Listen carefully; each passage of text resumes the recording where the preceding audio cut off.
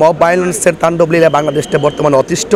Mob violence মানুষকে হুট করে ধর বলে বলে মেরে ফেলার যে প্রবণতা, এবং আমাদের দেশের মধ্যে একটা মানুষ আপনার সাথে আমার মতাদর্শের ভিন্নতা থাকলেই যে তাকে মেরে ফেলতে হবে, দেশের আইনকে অবজ্ঞা করে তাকে মেরে ফেলতে হবে, যে মব ভায়োলেন্সের তাণ্ডব লীলার কারণে আমরা কিছু শঙ্কাবোধ মনে করছি।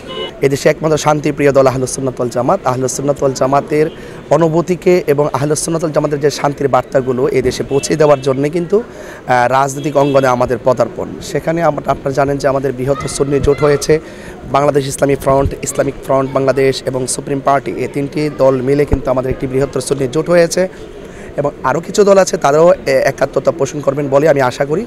এবং পাশাপাশি আমরা আশা করছি যে এই দেশের শতকরা 65% সুফিবাদী মানুষ, অর্থাৎ সুন্নি জনতা, তরিকাপন্থী মানুষ।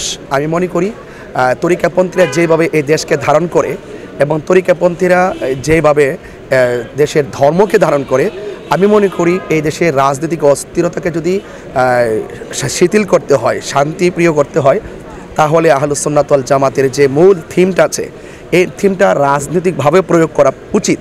সেই দৃষ্টিকোণ থেকে এবার আমরা আমাদের বৃহত্তর সুন্নি জোট সিদ্ধান্ত নিয়েছেন যে 300 আসনই প্রার্থী দিবেন, এবং যদি পাস ফেল তো একমাত্র আল্লাহর উপর নির্ভর করে। তবে আমি দেশবাসীর কাছে এবং সুন্নি জনতার কাছে আমি আবারও তার আহ্বান জানাচ্ছি, এই দেশের সার্বভৌমত্ব সুরক্ষায় এবং ধর্মকে সুন্দর করে সম্প্রীতির মাধ্যমে সকল শ্রেণীর ভেদাভেদ, সব কিছুর ভেদাভেদ ভুলে গিয়ে আমরা যদি আমাদের মূল বার্তাগুলো যদি আমরা পৌঁছাতে পারি, এবং দেশবাসী বা দেশের জনগণ যদি, এবং আমাদের যারা তরিকাপন্থী যারা 65% লোক আছেন তারা যদি আমাদেরকে ইনশাল্লাহ মনসম্মতি দেয়, ইনশাল্লাহ আশা করছি আমরা একটা ভালো একটি কাঙ্ক্ষিত রেজাল্ট অর্জন করতে পারব।